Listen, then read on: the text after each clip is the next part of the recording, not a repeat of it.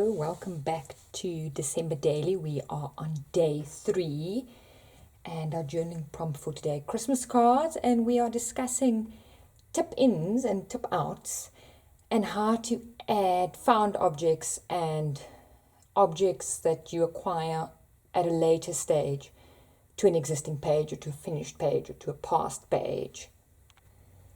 Journal pages are not static, and to me, I often page through my journal and change things or add things. So, for example, if I happen to get a gift with a card of a rabbit on Christmas Day, I'll add it to the bunny page that I've done. But how to do it? So that would be the technique for today. You'll see that I page through my journal. I don't go in sequence. I page until I find something that I like better. So the green page with the lovely text, beautiful color, is from the Prickly Pear kit. And I've got a tea-dyed, coffee-dyed paper on this side. So that would be my page for today. Christmas cards. When last have you sent one? When last have you received one? It used to be such a standard part of Christmas and December. You'd have a Christmas card list, and the dentist would get a card, and the doctor and your accountant and all the aunts would get cards, and you would send them and they would arrive. And I think with our current mail system and postal system being what it is, we are loath to put the envelope in the post box. But the fact of the matter is, it probably will arrive, and its standard postage is less than 10 Rand. And it gives such joy to get a card. So for me, today's journaling, I'm going to make a list. I send internationally too, and it being the 3rd of December, it's probably overdue, so I need to get those cards out. In the current COVID-19 situation, my pen pals and the recipients will probably be slightly more lenient towards me, so it will probably be a 2021 card, a holiday card. So make a list, think about cards. You can also deliver a card to your neighbor. I offer 10 cards for free every year on my community page, on where I live, my neighborhood page. And I always have takers, and it's I think it's the 4th year that I'll be doing it. And I get such good feedback, people asking for cards for their kids, because the kids never get physical mail, so they don't know the act of opening an envelope, reading a letter, replying to the letter. So those are also social skills to learn and to teach your kids. So have a go at journaling about that, cards, Christmas card lists, and maybe set a budget. I'll send out 5 cards to friends and family. You'll probably thrill them. I'm looking through the accompanying pack, beautiful postcards, images of postcards, and then these beautiful vintage postcards, which to me will be a nice visual reminder of sending cards and addresses and things. So that'll be my focus for the journaling part, to have one of these, to get my mind focused on who I'm going to send cards to and to plan and to action them. And that brings us to our journaling technique. I've got the postcard and I want to put it on here, but I also want it accessible to write there and to write there. So to make it so that it flaps out, a tip out, 2 ways to do it, with some washi tape or just any tape you have. So even a skinny masking tape, a sellotape, anything like that. And it's as easy, I tear the washi, as lining it up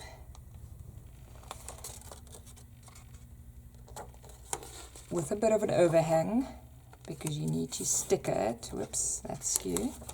That's a good thing of washi. Lift and reposition. Cut it. It mustn't be longer than the piece.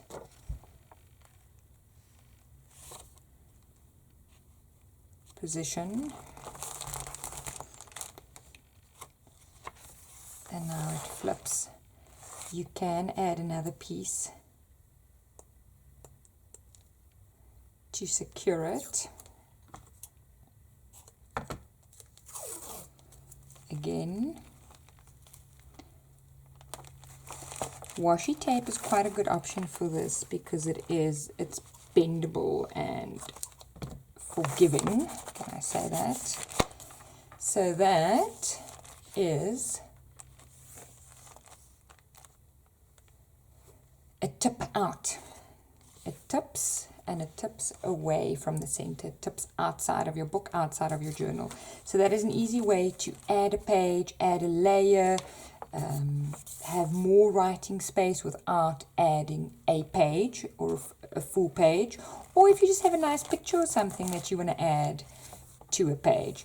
That also adds movement in the journal because it's interactive.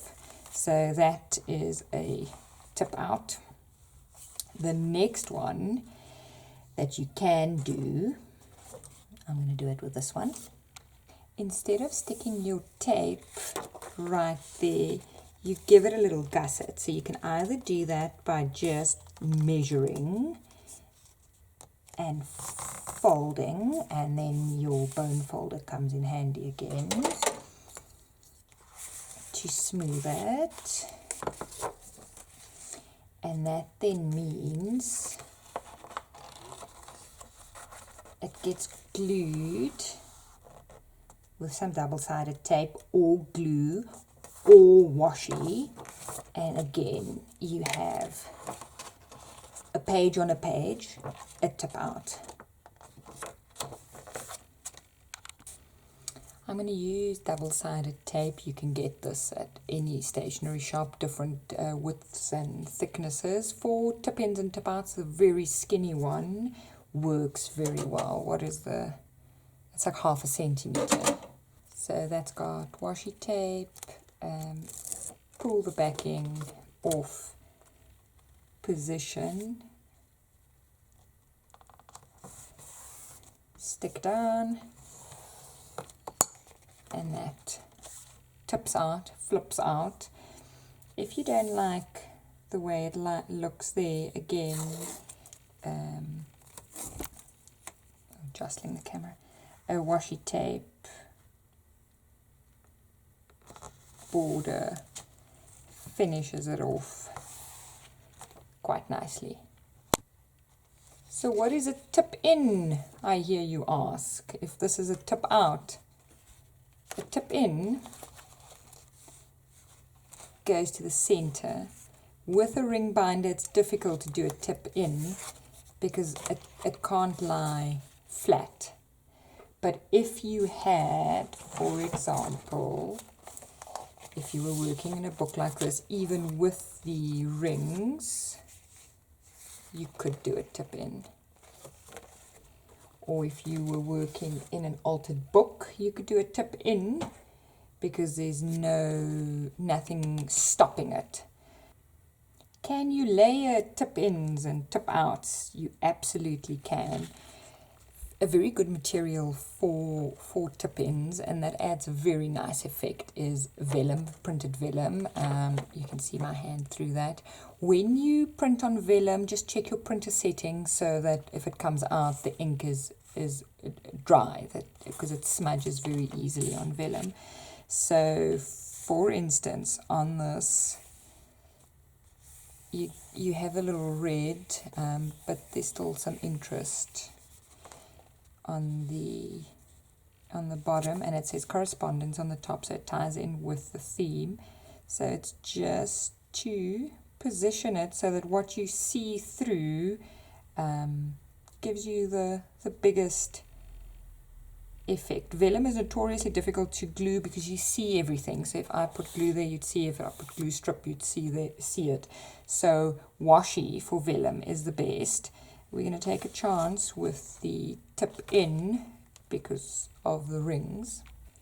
So I'm adding this vellum layer purely because I like it, purely because it's decorative. It's stuck down with one piece of washi, which is fine. You can stick it down. I'm just taking the page out so that I can smooth the washi. That's again the benefit of having a ring binder. You can take your pages out to work on. So I'm going to add another piece of washi here. Just line it up.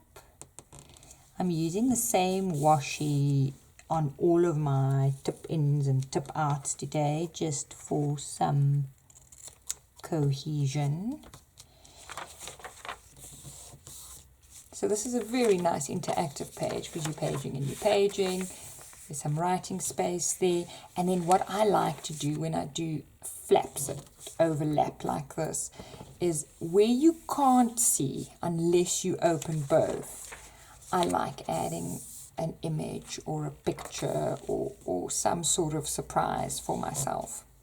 Something else that is handy to add if you're doing tip ins and tip outs is some sort of indication that it can move. So a little something to grab onto, a little piece of fabric or a piece of a ribbon. It's called a tab in its strictest words. So for example, this is a scrap piece of paper that I folded in half and you attach it there. So it's literally a little handle that gives you an idea that you can flip it. Especially with vellum, that is handy because vellum absorbs skin oils and things very easily. So having a little tab to flap on vellum is quite handy. And then if you end up flapping it the wrong way, also fine. I've cut a little piece of gingham fabric for my flap here. And I like staples in my journal. Some people don't like staples. It's personal preference. I've got a mini stapler, so it gives very cute and tiny staples. The staples are, you can see, much smaller, and it's just, that's a little bit of texture, something to touch, and it has a purpose. So that flaps. So I will be putting my Christmas list and who I'll be sending cards to on the inside. So again, like yesterday's discussion, where there's excessive handwriting and you don't want it overpowering your pretty page, this is also ties in with hidden journaling, although it's not as secret as the hidden journaling we discussed yesterday.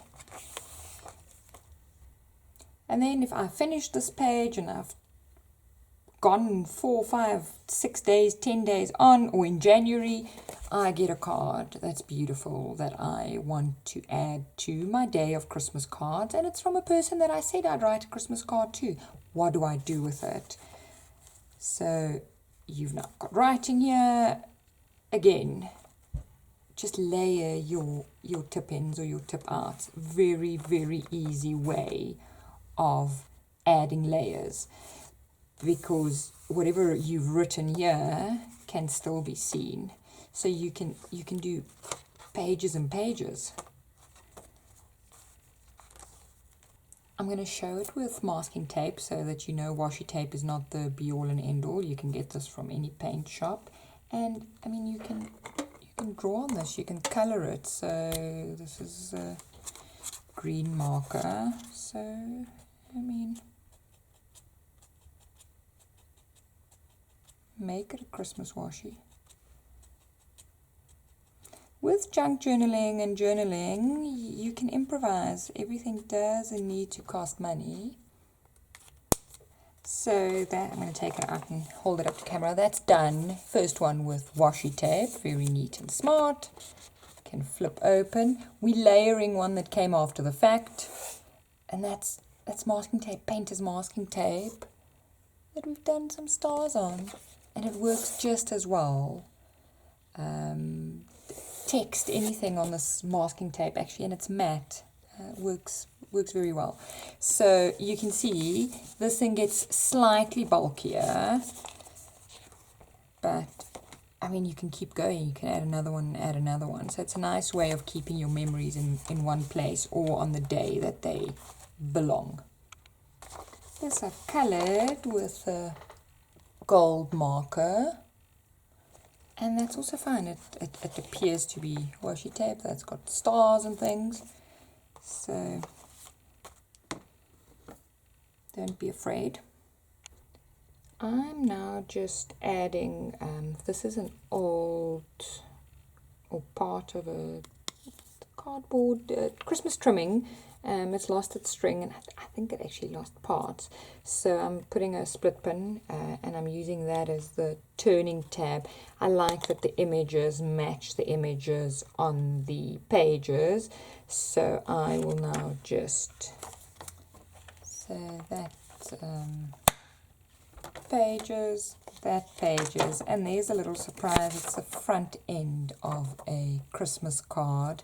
I think I've got enough writing space, so I won't make it another tip. I suppose you can have a tip up as far as you want to go, but I don't want it showing, so I just need to trim it a bit so that it's, there we go, you can just tuck it in like that. And then that's the last. I like making pages and greetings. It's clearly a card. I also like making pages purely for the fact that I like looking at them and I like the items that I've put in them, because we save things and we save special things and we save, oh, we'll never find it again things in the drawer, but for what? Because you don't see them either. So actually I think what will be good is just gluing the sides and the bottom, and you can still put something in there, maybe some of the cards you receive, then you will see them through. That maybe detracts a bit, so play on your pages. Nothing is final, sometimes you make mistakes.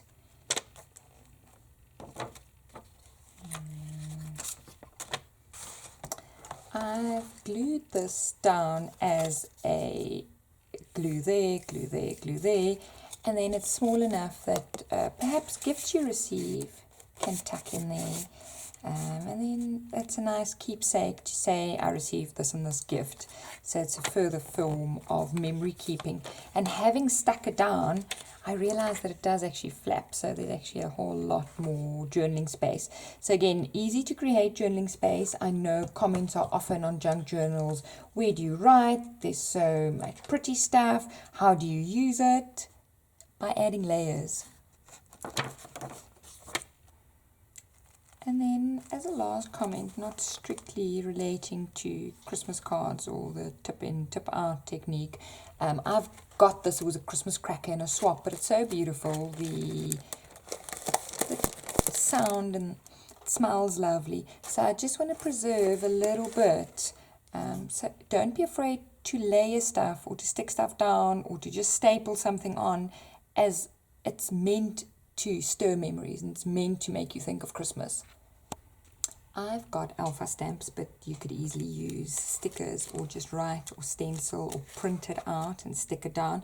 I'm just stamping card lists so that when I look at the page I know what is behind, and it's a reminder for me.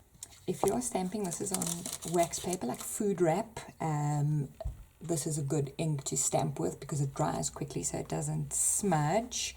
And then stamping with these little square stamps, always remember a very light touch when you are inking them, because otherwise, oh, that doesn't work. Otherwise you will end up with a square, the square lines on the side. My first set of inking didn't go too well. I think my ink pad's dry. See why you need to be prepared. I just went over it. So, I mean, it says that twice. But I know a lot of journalists would now say, it needs to go out the journal. It can't be there. It's wrong. I made a mistake. Live with it. I promise you the fact of doing the daily page, sitting and doing the daily page, contemplating, capturing the memories in the long run will serve you much better than saying, I made a mistake on my page. And then lastly, what I'm going to add to my page, and I know this is something that not everyone will have access to, but I do a lot of snail mail and pen paling. Some Christmas stamps. There's one from Austria, Zimbabwe, and there's one from Ireland, slightly more modern. So I will add them to the Christmas card list. Fold out. It's just a layer, and it references the theme, the prompt for today. So there we go, an easy way to create layers in your journal and to add found artifacts after the fact.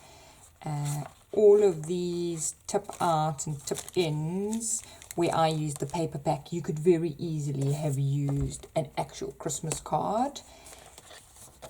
And then also to remember, vellum works well to create layers and to create see-through layers with these tip ins.